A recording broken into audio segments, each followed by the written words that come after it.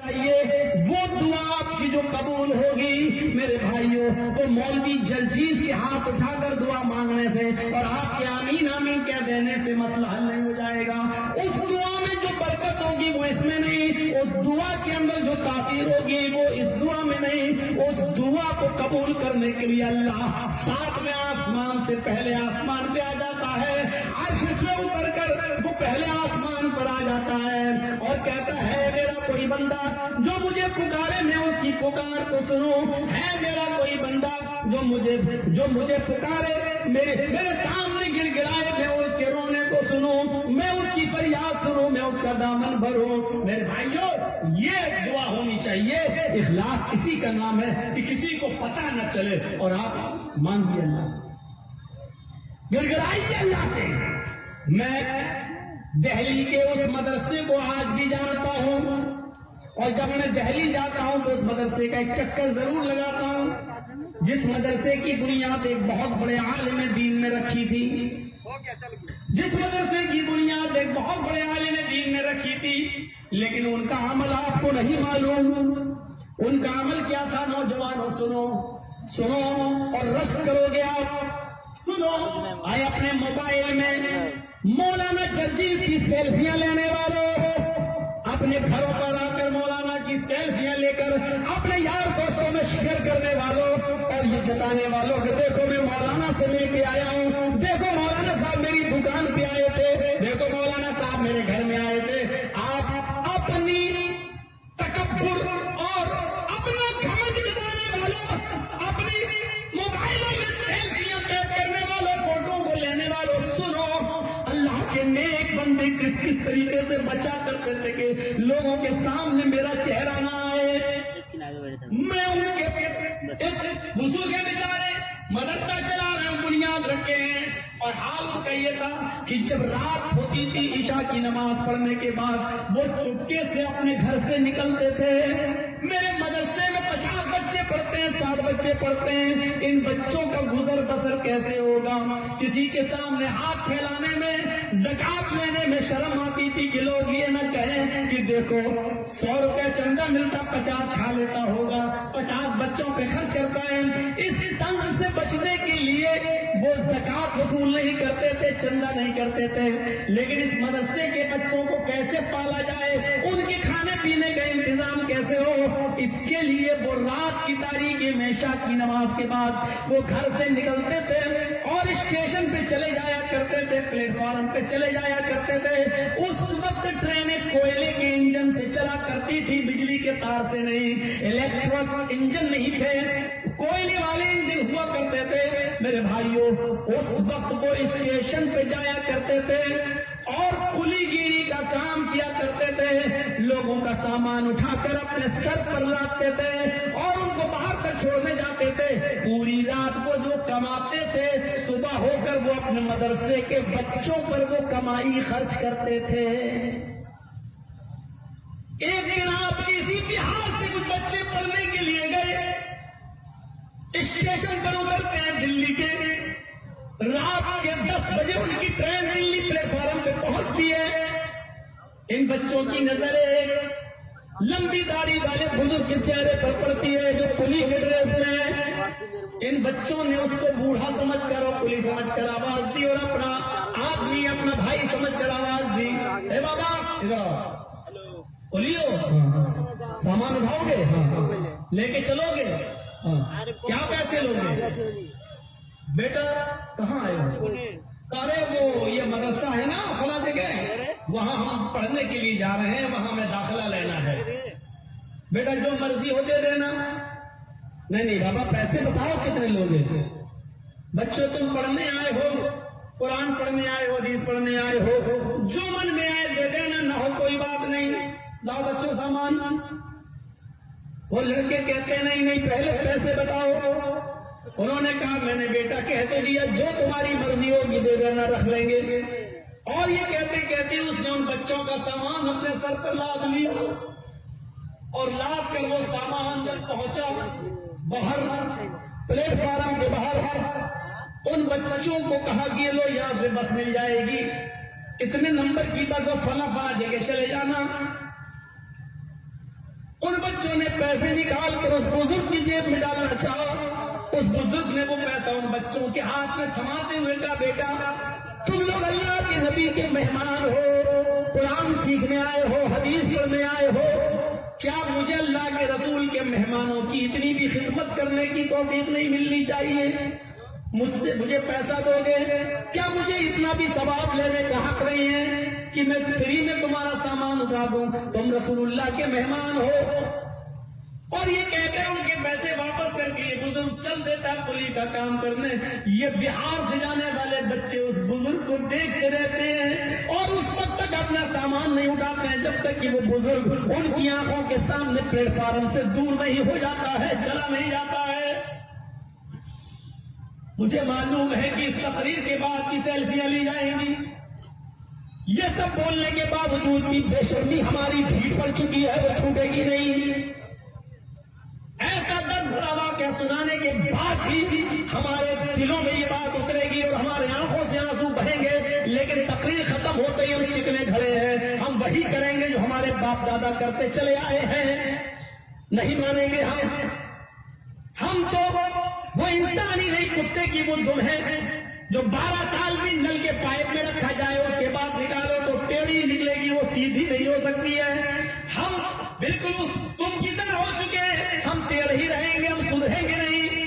مولانا جلجیت صاحب آپ بہار آؤ نہ آؤ کیا فرق پڑتا ہے؟ آپ نہیں آئیں گے, دوسرے آئیں گے. آپ کی اسٹائل میں تقریر کرنے والے اب تو بے شمار پیدا ہو چکے ہیں, ہم ان سے بھی کام لے لیں گے. ہاں لیجئے, ہم شوق سے کہتے ہیں کہ اب ہمیں بخشیے میرے بھائیوں, اب ہم اتنی ضد برداشت نہیں کر پائیں گے. اب ہماری عمر وہ نہیں جو کبھی 18 اور 20 سال ہوا کرتی تھی, ہم بھی اپنی عمر کے اب 45 سال کراس کر چکے ہیں. اب دھیرے دھیرے ہم 2 گھنٹے سے پونے 2 گھنٹے اور 1.5 گھنٹے کی طرف آ رہے ہیں. اب ایک تو بیماریاں ہمارے جنم لینا شروع کر رہی ہیں میرے پیارے ساتھیوں. اب دھیرے دھیرے کچھ دنوں کے بعد صدارت کی کرسی پر آئیں گے اور 5 منٹ کے لیے بول کے نکل جائیں گے, اس لیے کہ یہی زندگی کا نیم ہے, یہی زندگی کا اصول ہے. جو آیا ہے اس کو جانا ہے. ہمارا اصلی گھر یہ نہیں, اصلی گھر وہ ہے, اور اس گھر کے لیے ہمیں اور آپ کو تیاری کرنا ہے. جلجیت صاحب تمہیں بہت عزت مل چکی ہے, تم نے اپنی زندگی کے اندر بہت عزت کے نمونے دیکھ لیے ہیں, لیکن اب عزت کے بعد تم بڑھاپے میں بھی جاؤ گے. اب دوسری قوم آئے گی اور دوسری نسلیں آئیں گی اور دوسرے لوگ اس کو اب اس مسلک کو زندہ رکھیں گے. یہ دنیا کا اصول ہے, یہ دنیا کا ضابطہ ہے. ہم آئے ہیں دنیا سے جانا بھی ہے. کل نفس ذائقۃ الموت, ہر نفس کو موت کا مزہ چکھنا ہے. اینما تکونوا یدرککم الموت ولو کنتم فی بروج مشیدہ, موت تمہیں ادھر بھی آ جائے گی جہاں تم جان چھپنا چاہتے ہو. چاہے تم بڑے بڑے قلعوں میں چلے جاؤ, بڑے بڑے ستونوں میں چھپ جاؤ, زمین کے گہرائیوں میں چلے جاؤ, میرے بھائی کے بنکروں میں چھپ جاؤ, کہیں بھی چلے جاؤ, موت تمہیں ادھر بھی آ پکڑے گی. موت تمہیں ادھر بھی آ پکڑے گی. انترکش میں جانے والا, چاند کے بعد مریخ کا سفر کرنے والا, پلاٹو نام کے سیارے پر سفر کرنے والے کا کنیکشن جب دنیا سے ٹوٹ جاتا ہے اور جب وہ آسمان سے گرتا تو پوری دنیا میں اس کے لیے دعائیں ہو رہی ہیں. میرے بھائیوں آخرکار وہ فضاؤں میں جاتا ہے اور غائب ہو گیا ہے, آج تک پتہ نہیں چلا کہ وہ کہاں ہے. تم آسمان کی بلندیوں میں چلے جاؤ, موت تمہیں ادھر بھی آ پکڑے گی. تم بنکروں میں چھپ جاؤ, پورے 10 سال تک چھپا رہا, اپنے آپ کو بنکروں میں چھپ کر بچایا رہا, لیکن دیکھ لو ایک دن صدام حسین بھی کسی بنکر میں پکڑا ہی جاتا ہے اور آخر کر پکڑا گیا اور پھر مقدمہ چلا اور تختہ دار پہ لٹکا دیا گیا. اینما تکونوا یدرککم الموت, تم جہاں کہیں بھی جانا چاہو چلے جاؤ, موت تمہیں ادھر بھی آ پکڑے گی, موت تمہیں اپنی شکنجے میں لے لے گی. میرے بھائیوں اس عالم کو دیکھو جو رات میں کلی گیری کا کام کر رہا ہے, وہ آنکھوں سے اوجھل ہو گیا اور یہ بچے بس مدرسے چلے آئے. صبح ہو کر اسی عالم دین کو مدرسے میں انٹرویو لینا تھا. 10 بجے جب آفس کھلتا ہے اور بچے جب انٹرویو دینے کے لیے آفس میں قدم رکھتے ہیں, ان بچوں کی نظر جب اس داڑھی والی بزرگ ہستی پر پڑتی ہے تو پیروں کے نیچے سے زمین لگ جاتی ہے. یہ تو وہ بزرگ مولانا ہے جو کل اسٹیشن پر لال رنگ کا کرتا پہن کر کلی گیری تبلیغی کا کام کر کے ہمارا سامان اٹھا رہا تھا، اور آج ہمارا انٹرویو لے رہا ہے.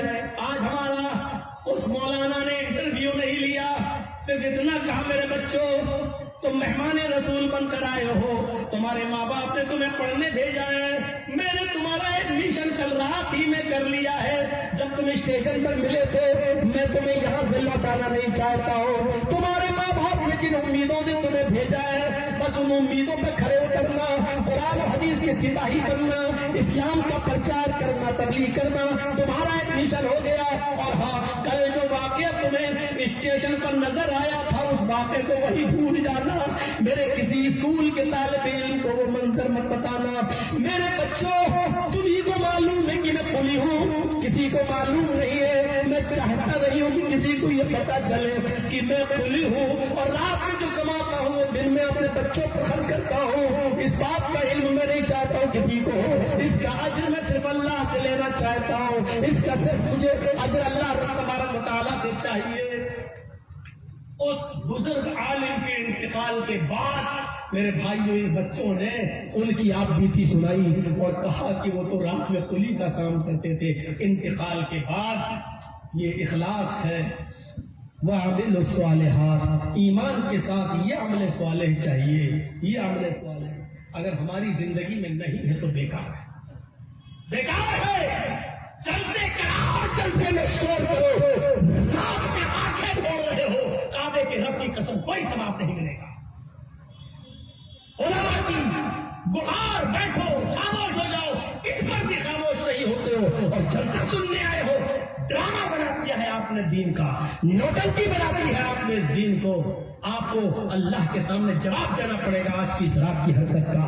اس قرآن و حدیث کو سناتے وقت تمہاری جو چیخیں نکلی اور جو شور ہوا، تمہاری شور کی وجہ سے قرآن کو روکنا پڑا، حدیث کو روکنا پڑا. کیا تمہاری آوازیں اتنی اونچی ہو چکی ہے کہ تمہاری اونچی آوازوں کی بنیاد پر قرآن کو رکنا پڑے گا، حدیث کو خاموش ہونا پڑے گا؟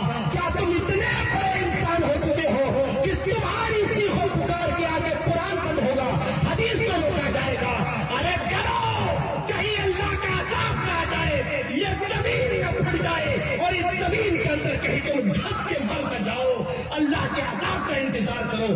آج تم نے وہ شیطانی کام کیا جو شیطان بھی شاید سوچ کے ہنس رہا ہوگا کہ ہم سے بڑا کام تو آج یہ ہماری ان لوگوں نے کر دیا، ان نسلوں نے کر دیا ہے. ہم جس قرآن کو کمزور کرنا چاہتے تھے ان لوگوں نے خود ہی قرآن کو کمزور کر دیا. آج شیطان بھی ہنس رہا ہوگا تمہاری اس حرکت پر. اس حرکت پر تصور کرو میرے بھائیوں. کیا اتنی سی بات تم سمجھتے ہو؟ اتنی سی بات نہیں ہے، یہ بہت بڑی بات ہے. اخلاص ہے، عمل صالح اپناؤ. اس بزرگ عالم دین سے کچھ سیکھو، اس بزرگ عالم دین سے کچھ سیکھو. تمہیں نہیں معلوم یہاں بیٹھے ہو 20 سال 22 سال کی تقریریں ہو جانا ایک آپ کو بڑی اہمیت رکھتا ہے. کتنی لمبی مدت تک کوئی عالم لوگوں پر راج نہیں کیا. میں گھمنڈ نہیں کر رہا ہوں، اللہ گھمنڈ سے بچائے. کوئی 2 سال چلا، کوئی 4 سال چلا، کوئی 5 سال سنا گیا، لیکن 22 سال کے بعد بھی حل من مزید آج بھی کئی جگہوں کے لوگ ہم سے مل رہے ہیں اور پروگرام لینے کے لیے آ رہے ہیں، اور آئے اور اسی بہار اور کٹیہار کی سرزمین کے لیے آئے. کیا یہ مقبولیت نہیں؟ اتنی لمبی مدت تک کسی کا چلنا اور کسی کا سنا جانا یہ بہت بڑی بات ہے. لیکن میں آپ سے یہ سوال کرنا چاہتا ہوں کہ اتنی لمبی مدت تک آپ نے مولوی جلجیز کو سنا، 22 سال سنا، 24 سال سنا.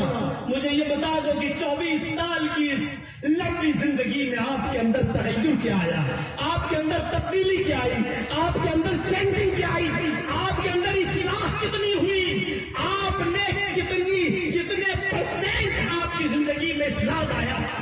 اس سوال کا جواب مجھے دے دو. اس سوال کا جواب، آپ 22 سال پہلے بھی وہی تھے، آج بھی وہی ہے. جو جہالت پہلے تھی وہ آج بھی ہے. کرناٹک کے جلسے دیکھو، آپ سے زیادہ بھیڑ تھی کرناٹک میں. لیکن